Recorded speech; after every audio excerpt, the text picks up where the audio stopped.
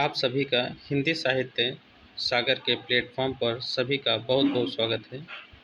आइए शुरू करते हैं। हिंदी गद्य का विकास पांडे पांडे की पुस्तक है और यहीं से हम लोग क्या कर रहे हैं, पढ़ रहे हैं।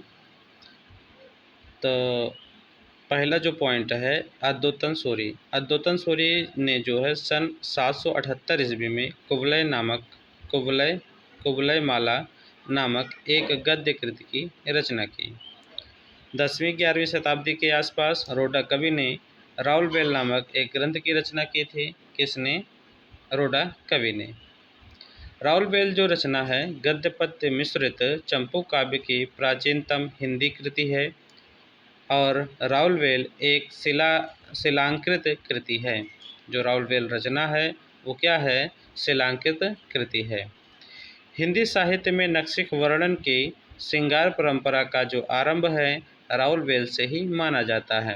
हिंदी साहित्य में नक्शिक वर्णन की श्रृंगार परंपरा का जो आरंभ है राउलवेल से ही माना जाता है। राउलवेल में हिंदी की 7 बोलियों के शब्द मिलते हैं जिनमें से राजस्थानी प्रधान है। अगले पॉइंट पर उक्त व्यक्ति प्रकरण हिंदी का प्रथम। उक्त व्यक्ति प्रकरण जो है हिंदी का प्रथम क्या है? जो उक्त व्यक्ति प्रकरण है हिंदी का प्रथम गद्य का ग्रंथ है। उक्त व्यक्ति प्रकरण की रचना महाराज गोविंद चंद्र के सभा पंडित दामोदर सर्मा ने सन 12वीं सदी के आसपास किया गया। तो ये जो उक्त व्यक्ति प्रकरण है कब किया गया? तो 12वीं शताब्दी के आसपास किया गया। किसने किया? तो दामोदर पंडित। दामोदर पंडित किसके सभा पंडित थे? तो महाराज गोविंद चंद्र के सभा पंडित थे। उक्त व्यक्ति प्रकरण एक क्या है? व्याकरण ग्रंथ है। जो उक्त व्यक्ति प्रकरण है वो क्या है? एक व्याकरण ग्रंथ है। डॉक्टर हजारी प्रसाद द्विवेदी तथा डॉक्टर हजारी प्रसाद द्विवेदी और डॉक्टर मोतीचंद्र ने उक्त व्यक्ति प्रकरण को एक क्या कहा है? उक्त व्यक्ति प्रकरण को एक अत्यंत महत्वपूर्ण ग्रंथ माना है। वर्ण रत्नाकर मैथिल के कवि ज्योतिश्वर ठाकुर की रचना है। जो वर्ण रत्नाकर है मैथिल के कवि हैं कोई, उनका नाम क्या है? ज्योतिश्वर ठाकुर। ये उन्हीं की रचना है। वर्ण रत्नाकर मैथिली हिंदी में रचित गद्य की प्रथम रचना है। मैथिली हिंदी में रचित गद्य की प्रथम रचना है और इसमें 8 कल्लोल हैं।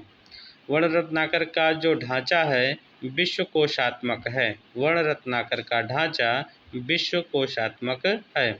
वस्तुतः साहित्यिक हिंदी गद्य का क्रमबद्ध इतिहास 19वीं सदी से प्रारंभ होता है। वस्तुतः साहित्यिक हिंदी का जो गद्य है उसका क्रमबद्ध इतिहास कब से होता है? तो 19वीं शताब्दी से प्रारंभ होता है। आधुनिक काल या 19वीं शताब्दी के पूर्व हिंदी गद्य के 3 रूप प्रचलित थे। कितने रूप प्रचलित थे? 3 रूप प्रचलित थे। पहले पॉइंट पर है राजस्थानी गद्य, दूसरे नंबर पे है ब्रजभाषा गद्य और तीसरे नंबर पे है कौन सा? तो खड़ी बोली गद्य। पहले नंबर पे राजस्थानी गद्य, दूसरे नंबर पे ब्रजभाषा गद्य और तीसरे नंबर पे खड़ी बोली गद्य है। हिंदी गद्य के तीनों रूपों में राजस्थानी गद्य प्राचीनतम गद्य माना जाता है। हिंदी गद्य के तीनों रूपों में जो है राजस्थानी जो गद्य है प्राचीनतम गद्य माना जाता है।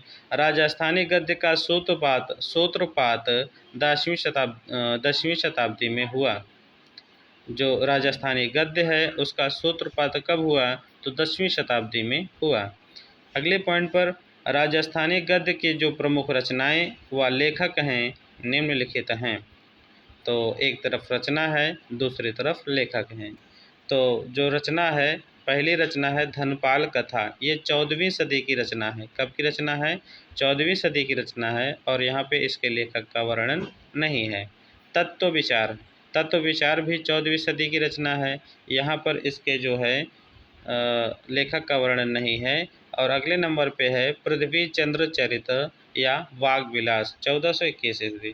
पृथ्वी चंद्र चरित या वाग विलास 1421 ईस्वी, ये रचना किसकी है? तो माणिक्य चंद्र सूरी की है। किसकी है? माणिक चंद्र सूरी की है। अगले नंबर पे है पंचाख्यान। पंचाख्यान जो कि 1847 ईस्वी की है, ये रचना किसकी है? तो फतेहराम बैरागी की है। किसकी रचना है? फतेहराम बैरागी की। ये जो रचना है किसकी है? तो फतेहराम बैरागी की रचना है।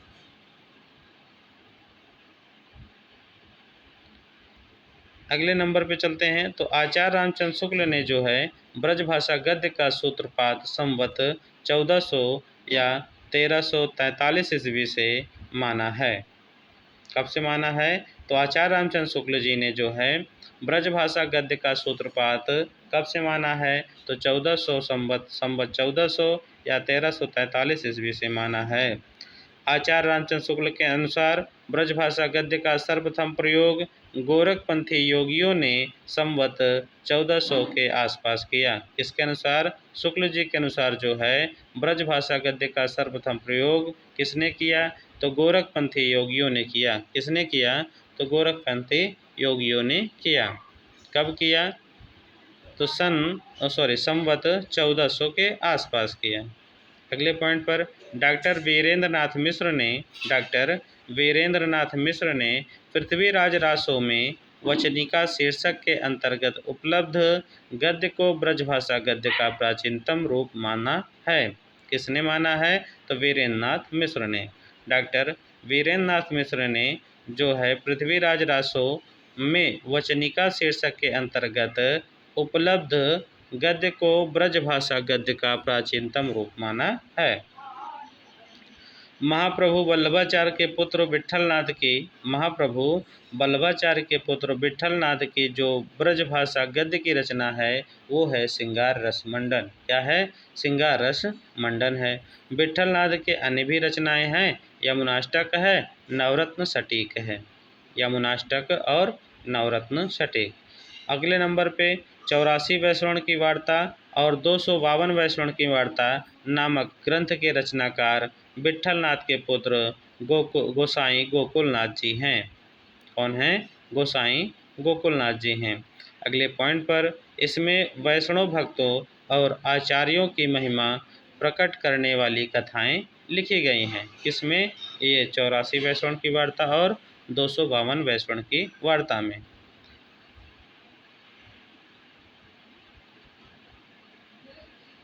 इसका रचना काल विक्रमी संवत 17वीं शताब्दी का उत्तरार्ध माना जाता है। किसका? यानी ये जो 84 वैष्णव की वार्ता है और 252 वैष्णव की वार्ता है, इसका जो रचना काल है कब माना जाता है? तो 17वीं शताब्दी का उत्तरार्ध माना जाता है। अगले पॉइंट पे आते हैं नाभादास। नाभादास ने जो है संवत 1660 के आसपास अष्टयाम नामक पुस्तक ब्रजभाषा में लिखी। किसने? नाभादास जी ने। नाभादास जी ने जो है संवत 1660 के आसपास अष्टयाम नामक पुस्तक ब्रजभाषा में लिखी है। इसमें भगवान राम की दिनचर्या का वर्णन है। इसमें ये जो नाभादास का अष्टयाम है, इसमें भगवान राम के दिनचर्या का क्या है? वर्णन है। नेक्स्ट पॉइंट पर चलते हैं। ओरछा के नरेश महाराज जसवंत सिंह के आश्रित वैकुंठमणि शुक्ल ने। ओरछा के नरेश हैं महाराज जसवंत सिंह, उनके आश्रित कौन हैं? तो वैकुंठमणि शुक्ल हैं। इन्होंने संवत 1680 में, कब? 1680 में 80 के आसपास ब्रजभाषा गद्य में अगहन महात्म्य और वैशाख महात्म्य नामक पुस्तक लिखी है। अगहन महात्म्य और वैशाख महात्म्य नामक पुस्तक लिखी है। अगले पॉइंट पर चलते हैं। तो सूरत मिश्र ने संवत 1767 ईस्वी में बैताल पचीसी नामक पुस्तक की रचना की थी। बैताल पचीसी नामक पुस्तक की रचना की थी। ये जो बैताल पचीसी की रचना जो है संस्कृत कवि शिवदास की रचना से कथा लेकर के की गई है। ये संस्कृत के कवि हैं शिवदास। कौन हैं? संस्कृत के कवि शिवदास हैं। उनकी रचना से कथा लेकर के की गई है। कौन सी रचना? बैताल पचीसी, सूरती मिश्र वाली। बैताल पचीसी का खड़ी बोली हिंदुस्तानी में अनुवाद मजहर अली के साथ मिलकर लल्लू लाल जी ने बैताल 25 से 1801 ईस्वी में किया।